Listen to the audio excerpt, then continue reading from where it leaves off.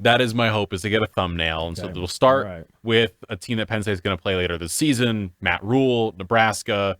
Matt coached at Temple. He coached with, I believe, the Panthers for the team he was with. Carolina. He also coached at Baylor. Coached at Baylor, and now is with Nebraska. What snapshot can you give me about him? Of course, he's with Nebraska right now. They're 25th in the nation. I believe they're 5-1 on the season. They are 5-1. They are. So, give me an idea of who Matt Rhule is. Did a great job of helping build Temple, working with Al Golden. Then when Al left for Miami, Matt took the job with the Giants for a year as the assistant offensive line coach, and then came back as the head coach at Temple, and then did a phenomenal job there, which then opened the door for him to get the Baylor job. And the Baylor job, he took over at a point where they were in despair and was able to get Baylor relevant again. And that opened the door for him to take the Carolina job. Now he's in his third year at Nebraska. They're 5-1 right now. Everybody knows, of course, he played for Joe here at Penn State. He was a linebacker here. Of course, State College. And because let's face it, Pat was at Temple at the time. Pat did not hire him, but They were there at the same time. Right, they were there at the same time. A guy who's been here previously, who left a year and a half ago, 2 years ago, is now down in Raleigh-Durham. Manny Diaz. He coached here, of course, the defensive coordinator. Previously was at Miami, now at Duke.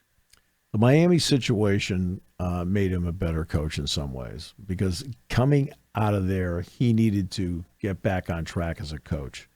Coming here as the defensive coordinator, he did an absolutely phenomenal job.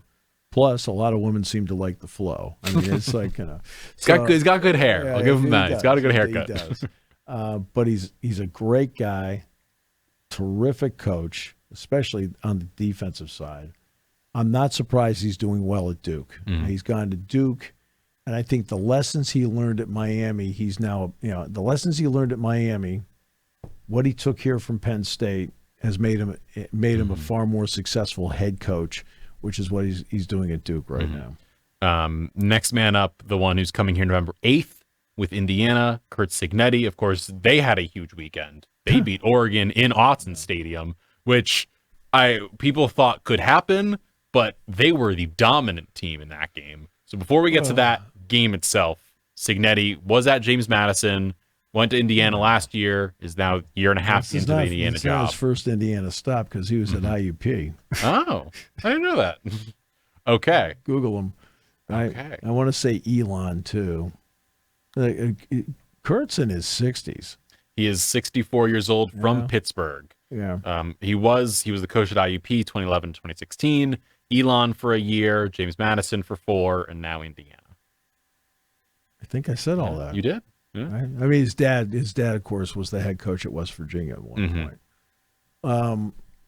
You want to talk about somebody who's ultra confident in himself. He brought 13 of his James Madison players with him to Indiana. I believe 12 of the 13 have been major contributors, which has been phenomenal. They were able to get a transfer quarterback, Rourke, out of Ohio University. Played really well for them last year. And he played against Penn State, so it's not like a guy we hadn't seen. I mean, he played really well last year for them. So how are you going to replace him? And they got Fernando Mendoza from Cal. And he has come in and has been tremendous. And if you want to talk about the Oregon-Indiana game, the moment that tells you everything about Mendoza and tells you about Indiana is that Mendoza did something uncharacteristic. He threw a pick 6. He did. Brandon Finney, I think. Yeah, the freshman out of McDonough. And, that would break some teams. I'm on the road. Autzen's a loud place. It may be 60,000, but it's a really loud place. I'm on the road. It's Autzen. It's Oregon. A lot of teams would be broken by that. They turned right around, went down the field, scored, and had control of the game again. Right? And that tells you everything about them. They are really, really good in the trenches.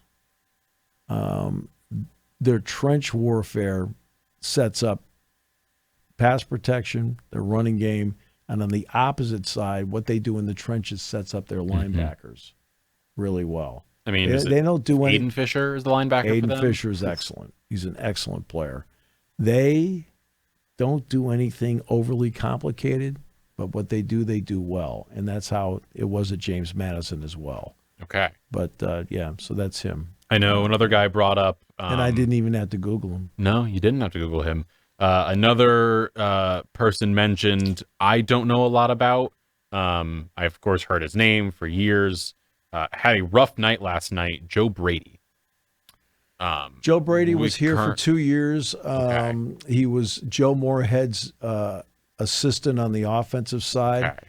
where Joe Brady really excelled when he was here. Because the only time, I'd say, "Hey Joe, how you doing? Hi Joe, how you doing?" Yeah. I never really had any long, extensive conversations with Joe. It was like, "Hey, how you doing? Hey, how the quarterback's doing? Whatever, things like that." We'd chit chat like that. Great guy, like Joe a lot. But where he really helped Joe Moorhead is that he understood the computer part of it. And Joe Moorhead relied heavily on Joe Brady to handle the computer part of it, printouts, data, things like that.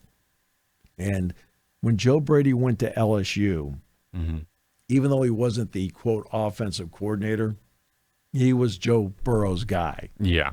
And what a difference he made in how they attacked. Now, they were so ultra talented. That team had two best receivers in the NFL right now, Ja'Marr Chase and Justin Jefferson. It's crazy. To go with Joe Burrow. Yeah. And I'd like to also point out that I believe when Matt was at Carolina, Joe Brady was his offensive coordinator. He was. So Joe Brady went from being with Penn State, a grad assistant, to being Drew Brees' offensive assistant, to then being with LSU and Joe Burrow, to then being in Carolina with Matt Rhule. Right. And then he ended up going to the Bills, and he was the quarterback coach there. If I recall, Ken Dorsey was the offensive coordinator. Sean McDermott made the moved Ken Dorsey out. Joe Brady's been the play caller since and has done a great job up there. So, yes. Joe Brady's another guy that's been brought up. Another person mentioned who I've been learning about more over the past year and a half, Fran Brown, defensive back coach for Georgia for a while. It is now up in Syracuse.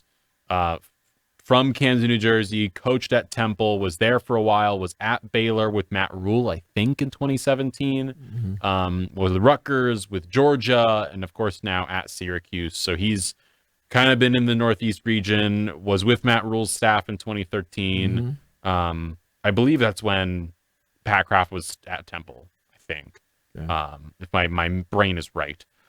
So he's been brought up and mentioned. And then I have another question for a team that Penn State is going to face soon that I don't know a lot about. I know of him from his NFL days, Brian Hartline, receivers coach. Brian Hartline has come in after his years with the Miami Dolphins. They bring him back as the wide receiver coach. The long line of outstanding Ohio State wide receivers, he's been an important part of that.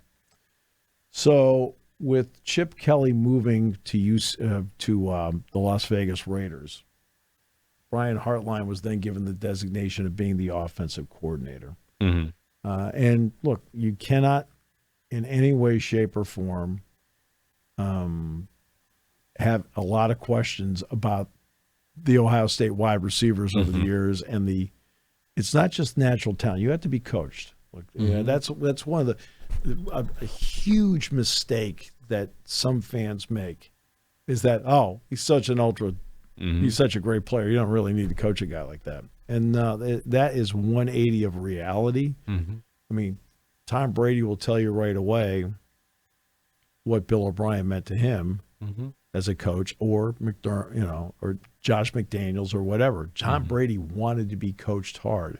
Peyton Manning, whenever Peyton Manning talks about coaches, and of course I know Jim Caldwell really well because Jim was here for a long time on Joe's staff. And I remember our two sons playing Little League together and the whole thing, right? So I know Jim, right? Well, Jim was the quarterback coach, and then eventually became the head coach with the Colts. Peyton Manning always talks about Coach Caldwell, Coach Dungy. He was the quarterback coach and then the head coach at Duke, Tennessee, and then he went to Duke. I can see his face.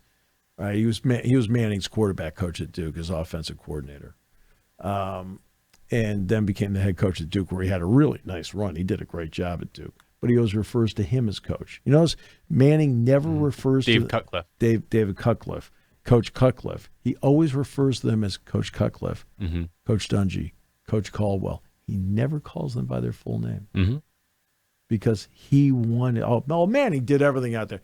He wanted to be coached hard. Well, now back to Brian Hartline.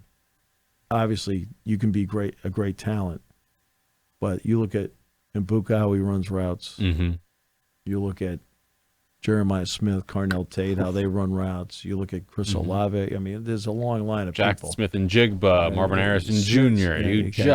Right. You can just see that they all came in as great talents, and he did a great job as a coach of maximizing their talents there, and I think he deserves a lot of credit for that.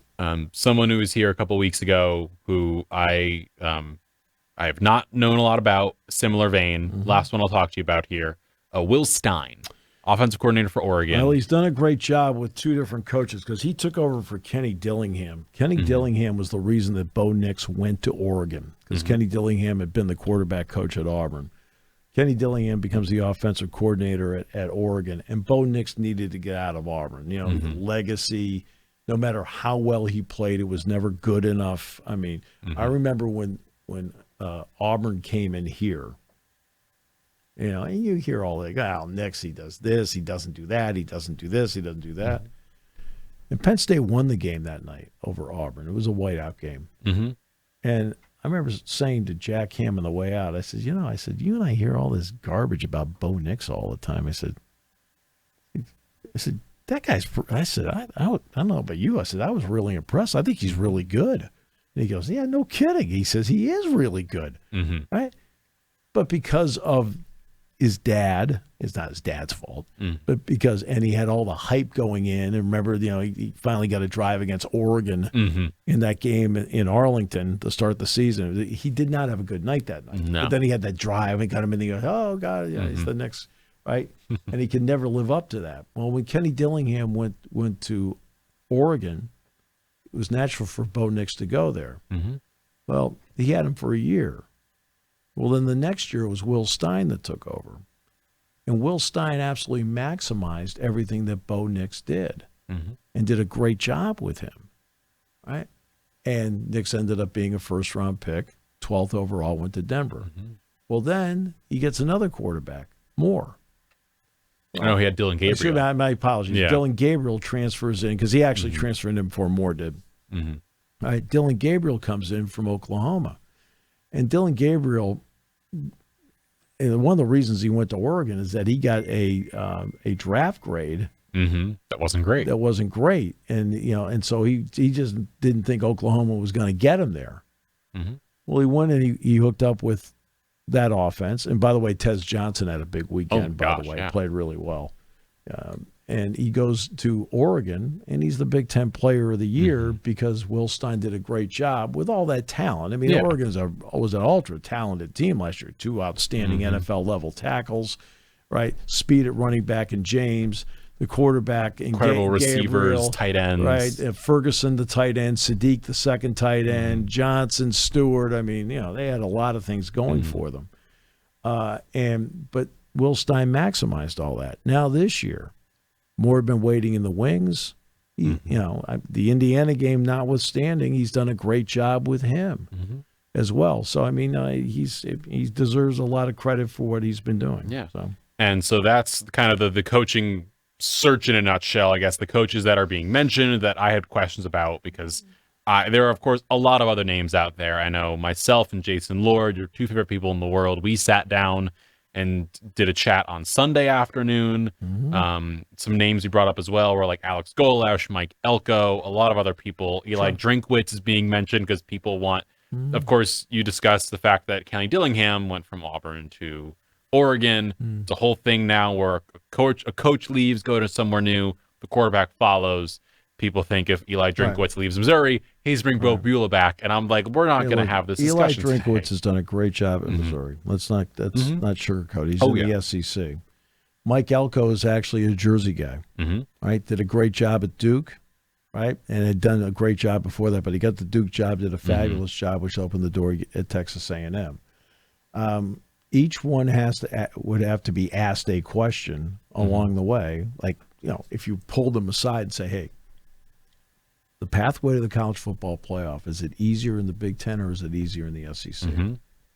Yeah. Right? And I think that would have to be a question each one would have to answer in their own way. I don't mean in an interview. I'm just saying. They got to think about that. I'm just saying in their own private time, if they were ever offered an opportunity like that, they would have to ask themselves that question, because right now the thought process is there could be as many as 5 SEC teams making the college football playoff.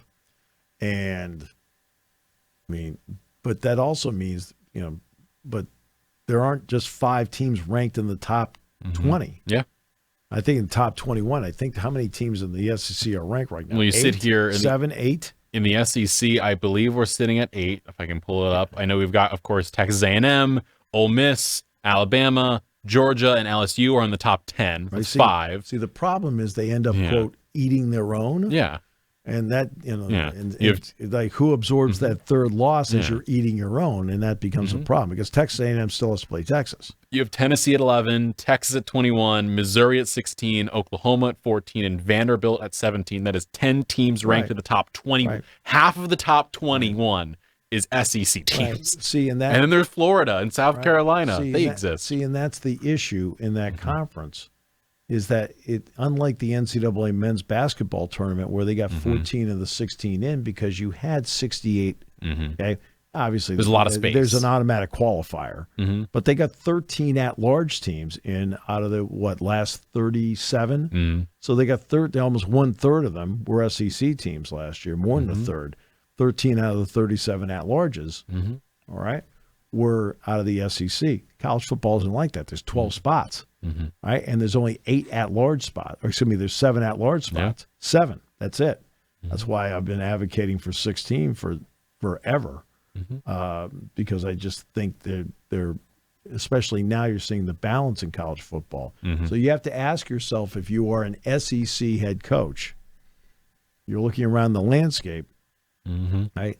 Is it easier for me to get to the college football playoff in the Big Ten, or is it easier for me to stay where I am and be in the SEC? I think that's just a legitimate question to ask. Thanks for listening to Sports Talk with Steve Jones. Catch the latest from me on the 7 Mountain Sports YouTube page. Find clips of the show on Twitter, Instagram, and Facebook by searching up 7 Mountain Sports.